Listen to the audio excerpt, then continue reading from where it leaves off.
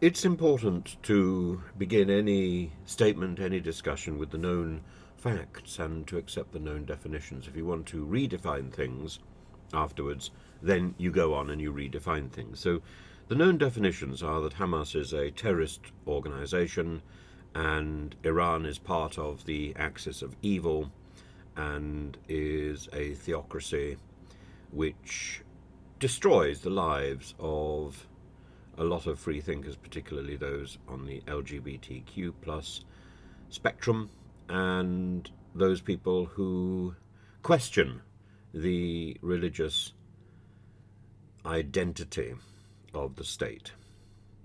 Those people who may, for example, wish to walk down the street without their heads covered. So, having accepted that, life in Iran can actually be perfectly agreeable. I know a lot of Iranian friends who actually welcome the idea of going back to Iran. They're not terrified of that. But I also have Iranian friends who have escaped from the country and would never go back. They regret that, of course. They're very homesick, but they would never go back, not under the present regime.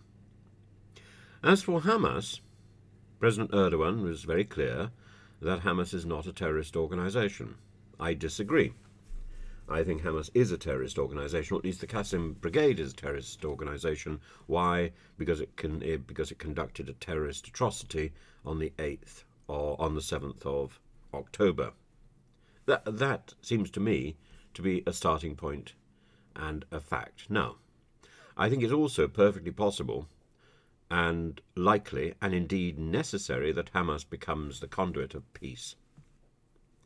And therefore it needs as much help in that process as possible.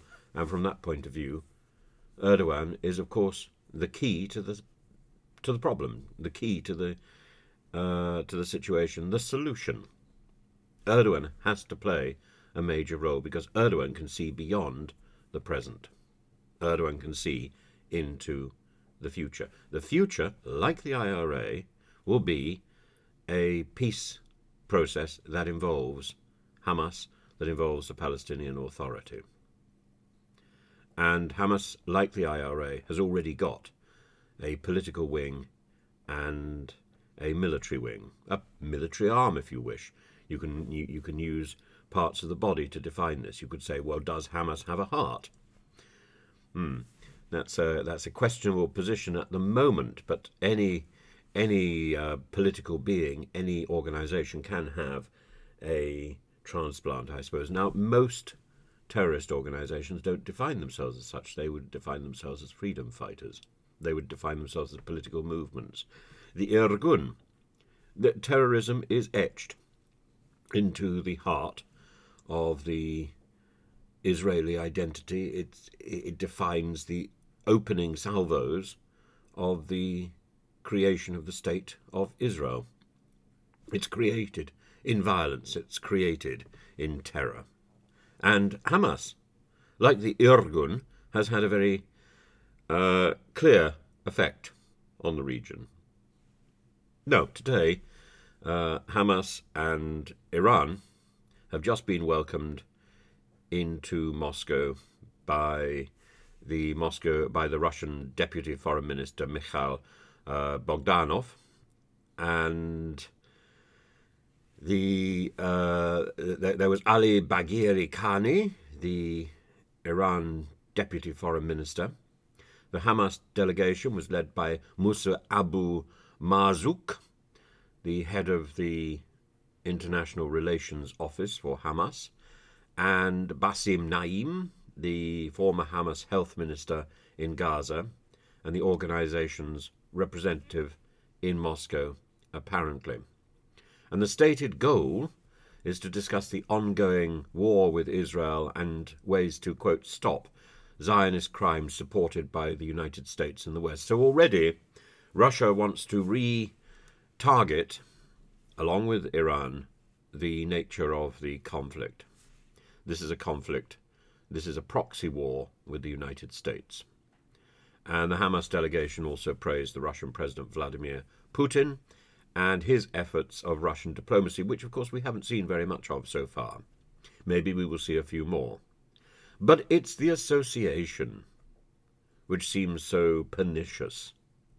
Here you have an organization which has got a question mark hanging over it, and much of the world defines it as a terrorist organization, in the office of the president of Russia, who most of the world has put under sanction, who has invaded another country illegally.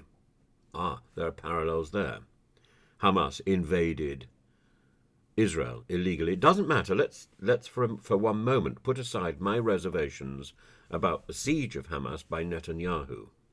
Let's stick solidly to the information that we had at the beginning of October, when I think it's very clear that Hamas is behaving as a terrorist organization, and Hamas has committed a terrorist atrocity. One of the worst, actually. It's up there with 9/11, as indeed the Israeli press people said at the time.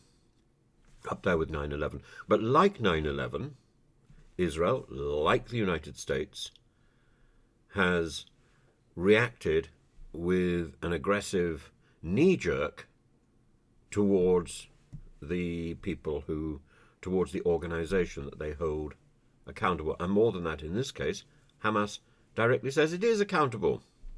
Come on, they say.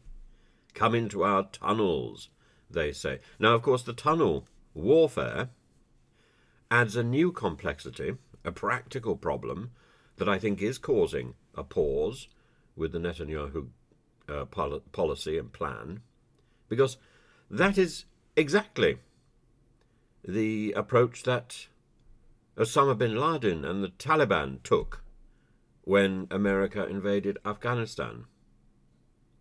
They went into the tunnels of the Bora Bora Mountains, and they disappeared. They were not found. Tunnel warfare is a development of guerrilla warfare, and it's extremely difficult for a conventional army to negotiate. Does Israel really have the tools? Is an exploding foam device, I'm going to foam you. It's like something out of a science fiction film, isn't it? Foam! No, don't foam me! Foam home! No, it's a new weapon, and it's a weapon that can go wrong. Soldiers training with this weapon have gone blind. Either that or they spent too much time on their own in the dark. It's just... there are so many imponderables. I think that Netanyahu should be pausing, not because of the technical difficulty, but because the world is horrified by the siege of Gaza, as they might be, because collective punishment is borderline criminal activity. I think probably it crosses the border. I think it is criminal activity. But this doesn't remove the fact that Hamas engaged in a terrorist act on the 7th of October and therefore justified the brand of terrorism. Should we be talking to Hamas? Yes. Should the Russian Deputy Minister Mikhail Bogdanov be talking to Hamas? Well, at this moment, that simply confirms the axis of evil and the fact that Russia, or rather Putin and his cronies, are evil as well. And of course, Iran presiding over the whole thing like some sort of malignant cabbage.